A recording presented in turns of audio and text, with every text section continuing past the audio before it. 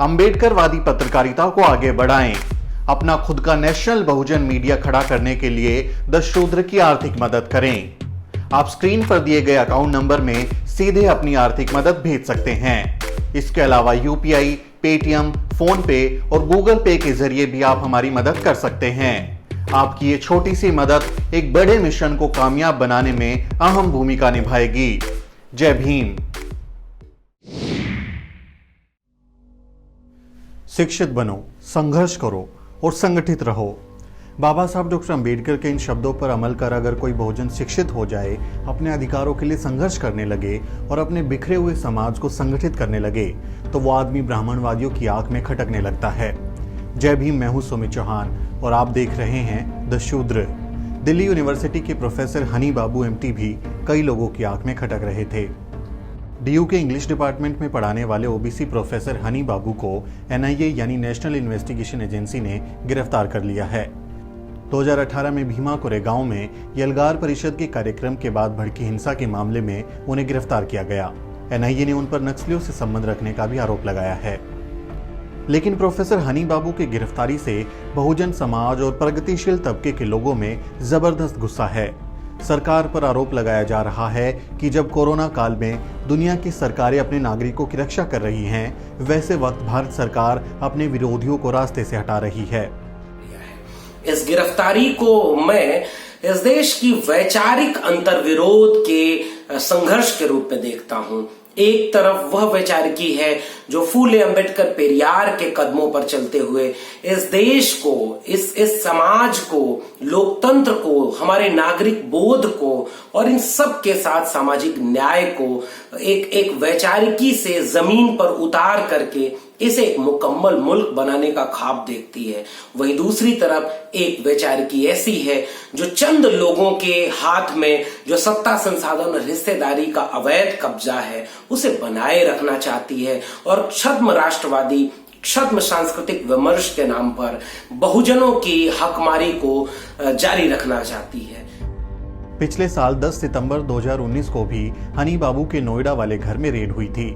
बिना वारंट आई पुलिस ने 6 घंटे तक उनके घर की तलाशी ली और सामान जब्त किया। इस बारे में 29 नवंबर 2019 को द कारवां को दिए इंटरव्यू में हनी बाबू ने कहा था, आप अगर यूनिवर्सिटी में हैं और सरकारी नीतियों का विरोध करते हैं तो आपको टारगेट किया जा सकता है।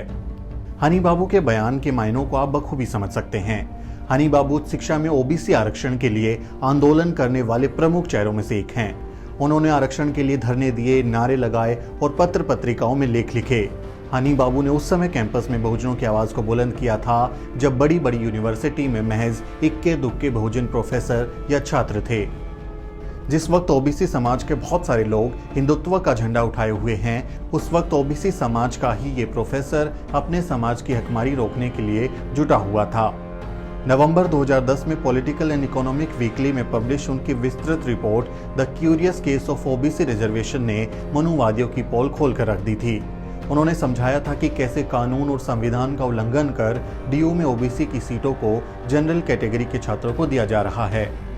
प्रोफेसर हनी बाबू ने ओबीसी आरक्षण के लिए न सिर्फ जमीनी लड़ाई लड़ी बल्कि कानूनी दांवपेचों को भी बखूबी निपटाया। हनी बाबू यूं तो अंग्रेजी के प्रोफेसर हैं, लेकिन उन्हें कानून की भी बहुत अच्छी समझ है। इसलिए ओबीसी आरक्षण या यूनिवर्सिटी में बहुजनों से जुड़े ज्यादातर मसलों पर पेटिशन ड्राफ्ट करने का काम हनी बाबू ही करते थे। आज भी जिन मसलों पर हम सामाजिक न्याय की वैचारिकी के तरफ से कोई कोर्ट में पिटीशन दायर करना चाहते हैं तो उसकी ड्राफ्टिंग हनी बाबू जैसे लोग किया करते हैं। और हम तो उम्मीद करते थे कि नीट में ओबीसी आरक्षण खत्म कर दिया गया और अगर इसको देने में सरकार पीछे हट रही है और इस पर कोई पिटीशन कोर्ट में फाइल होती तो उसे हनी बाबू जैसा ही कोई शख्स उसको लिखता। 17 जुलाई 2012 को राउंड टेबल वेबसाइट पर two glass system in a central university the unseen ways of caste discrimination इस शीर्षक के तहत छपे लेख में वो बताते हैं कि कैसे डीयू जैसी सेंट्रल यूनिवर्सिटी में एडमिशन प्रक्रिया में आरक्षित छात्रों के साथ भेदभाव किया जा रहा है। वो आरक्षित छात्रों को प्रॉपर इंफॉर्मेशन बुलेटिन ना मुहैया कराने और एप्लीकेशन प्रोसेस को बेहद जटिल बनाने पर सवाल खड़े करते हैं। हनी बाबू SC, ST और OBC स्टूडेंट्स की हर समस्या को बखूबी समझते हैं और उसके लिए लगातार आवाज भी उठाते रहे हैं। वो ये जानते हैं कि कैसे वंचित तबकों की पहली और दूसरी पीढ़ी जब कॉलेज की दहलीज पार करती है तो द्रोणाचार्य कैसे इन एकलव्यों का अंगूठा काट देते हैं। इसलिए वो सत्ता से लगातार सवाल करते रहे, चाहे सरकार किसी की भी हो। यूपीए 2 सरकार में जब दिल्ली यूनिवर्सिटी में 4 साल के ग्रेजुएशन प्रोग्राम यानी FYUP को लागू किया गया तो उसका कड़ा विरोध करने वालों में हनी बाबू सबसे आगे थे। 2 मई 2013 को राउंड टेबल इंडिया की वेबसाइट पर जेनी रेवन्ना के साथ मिलकर लिखे लेख में हनी बाबू FUYP का विरोध करते हुए लिखते हैं, लगातार विरोध के बाद central educational institutions reservation in admission act of 2006 आने के बाद दिल्ली यूनिवर्सिटी में ओबीसी आरक्षण लागू किया गया तो कुछ ओबीसी छात्र क्लासरूम तक पहुंच गए, लेकिन FYUP इन्हें ऐसी डिग्री देकर कॉलेज से जाने पर मजबूर करेगा जिसका कोई फायदा नहीं होगा। इस तरह से आरक्षण की लड़ाई का क्या मतलब रहेगा। 13 जून 2013 को द हिंदू अखबार में a sure way to produce Dalit drop out शीर्षक के तहत उदित राज के साथ मिलकर लिखे लेख में हनी बाबू FYUP का ये कहकर विरोध करते हैं कि इससे वंचित तबके के छात्र अलग अलग परेशानियों के चलते बीच में ही कोर्स छोड़ने को मजबूर हो जाएंगे। यूनिवर्सिटीज कैंपस और एकेडमिक फील्ड में हनी बाबू एक ऐसे व्यक्ति हैं जिन्होंने दलित, आदिवासी और पिछड़ों की हकमारी के खिलाफ जबरदस्त आवाज उठाई। आप हनी बाबू को बहुजन समाज की इंटेलेक्चुअल प्रॉपर्टी यानी कि बौद्धिक संपदा भी कह सकते हैं। इसलिए हमारे लिए प्रोफेसर हनी बाबू एक स्कूल का नाम है जिससे हमने सीखा है। उस जमाने में इन लोगों ने लड़ाइयां लड़ी हैं जब विश्वविद्यालयों में दलित, पिछड़े, आदिवासी तबके के गिने चुने लोग होते थे जो आमतौर पर सत्ता के दमन के डर से चुप होना या शांत रह करके काम करना कबूल कर लेते थे। प्रोफेसर हनी बाबू जैसे लोगों ने उस जमाने से बोलने और लड़ने की जो कवायद जारी रखी है, आज 2020 में उन्हें उसकी सजा मिल रही है। 6 जून 2015 को राउंड टेबल पर प्रकाशित अपने लेख में हनी बाबू IIT मद्रास में अंबेडकर पेरियर स्टडी सर्कल पर बैन लगाने का विरोध करते हुए कहते हैं कि कैसे कैंपस में बहुजन वैचारिकी को खत्म करने की कोशिश हो रही है। इस लेख में वो संवैधानिक अधिकारों को बहुजन नजरिए से देखते हुए समझाते हैं कि कैसे एक खास वर्ग के अधिकारों पर हनन होने के बाद विरोध होता है, लेकिन दलितों, आदिवासी और पिछड़ों की हकमारी के खिलाफ गुस्सा नहीं दिखता। संविधान की दुहाई देने वाले प्रोफेसर हनी बाबू पर आज संविधान के खिलाफ काम करने का आरोप लगाकर ही उन्हें गिरफ्तार किया गया है, जबकि उनके हर लेख में संविधान का रेफरेंस आप साफ साफ देख सकते हैं। लेकिन संविधान बचाने की बात करने वाले प्रोफेसर की गतिविधियां सरकार को गैर कानूनी लगती हैं। प्रोफेसर हनी बाबू ने बहुजन समाज के लिए अकादमिक क्षेत्र में दिन रात काम किया। 13 पॉइंट रोस्टर को राष्ट्रव्यापी आंदोलन बनाने में अग्रणी भूमिका निभाने वाले प्रोफेसर लक्ष्मण यादव बताते हैं कि कैसे हनी बाबू ने इतने मुश्किल विषय को भी बेहद आसानी से समझा दिया था।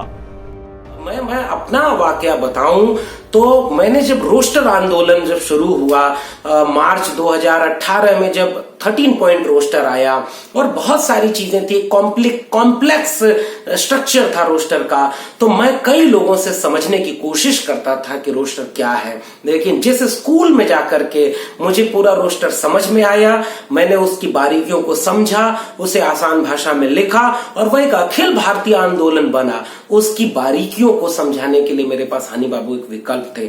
हमारे हर आंदोलन में, हमारी हर आवाज में पीछे कहीं शांति से चुपचाप खड़े रहने वाले शख्स, जिसको देख करके आप नक्सली, आतंकवादी कहीं से नहीं कह सकते, लेकिन जो दलित, आदिवासी, पिछड़ों के लिए बोलेगा, जो बहुजन हित की बात करेगा, जो विश्वविद्यालयों के बीच से एक आवाज उठाने की कोशिश करेगा, वह आपके लिए नक्सली है, वह आपके लिए आतंकवादी है। तो फिर आपकी नजर में राष्ट्र की परिभाषा क्या है? हम इसका विरोध करते हैं और प्रोफेसर हनी बाबू को तत्काल रिहा किया जाना चाहिए, हमारी यह मांग है। मशहूर लेखिका अरुंधति रॉय ने भी हनी बाबू की गिरफ्तारी का विरोध किया है। उन्होंने अपने बयान में कहा, भीमा कोरेगांव मामले में एक के बाद एक एक्टिविस्ट, अकादमिक जगत से जुड़े लोगों और वकीलों की गिरफ्तारी मौजूदा सरकार के डर को दिखाती है। वहीं 36 से ज्यादा संगठनों ने भी प्रोफेसर हनी बाबू को तुरंत रिहा करने की मांग की है। दरअसल बहुजन चिंतक, विचारक, प्रोफेसर या फिर बुद्धिजीवी एक तरह से आज विपक्ष की भूमिका निभा रहे हैं। ऐसे माहौल में जब विपक्ष भी पिछली सीट पर जाकर बैठ गया है तो बहुजन बुद्धिजीवी सरकार की गलत नीतियों के विरोध में चलने वाली गाड़ी की ड्राइविंग सीट पर बैठे हैं। इसलिए गाड़ी का एक्सीडेंट भी बार बार हो रहा है। सरकार कहती है कि सब चंगा सी, तो बहुजन बुद्धिजीवी देश की बदहाली की तस्वीर सामने रख देते हैं। सरकार कहती है कि प्राइवेटाइजेशन से अच्छे दिन आएंगे, तो बहुजन बुद्धिजीवी कहने लगते हैं कि इससे आरक्षण खत्म हो जाएगा और SC ST OBC की नौकरियां खत्म हो जाएंगी। सरकार राम राज्य लाने की बात करती है तो बहुजन बुद्धिजीवी बहुजन समाज को समझाते हैं कि कैसे राम राज्य में शंभू की हत्या की जा रही है।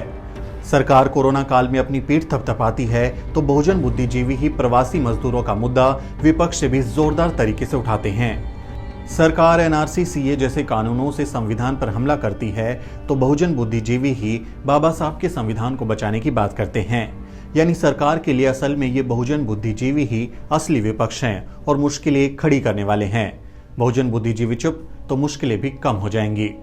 बीते दिनों CBSE ने सिलेबस से नागरिकता और धर्मनिरपेक्षता जैसे सब्जेक्ट को पाठ्यक्रम से हटाया तो प्रोफेसर हनी बाबू ने उसका विरोध किया।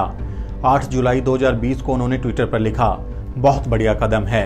हमारे बच्चों को ये चीजें क्यों पढ़ाई जाएं जिन्हें अब माना ही नहीं जा रहा। प्रोफेसर हनी बाबू शायद ठीक ही कह रहे थे। अब ऐसी बातों को माना ही कहां जा रहा है। खैर, आपको ये वीडियो पसंद आया हो तो इसे शेयर करें। अगर आप इसे YouTube पर देख रहे हैं तो हमारे चैनल द शूद्र को जरूर सब्सक्राइब करें और अगर आप ये वीडियो Facebook पर देख रहे हैं तो हमारा Facebook पेज भी लाइक करें। मैं हूं सुमित चौहान और कैमरे के पीछे है मेरी सहयोगी अजरा परवीन। जय भीम।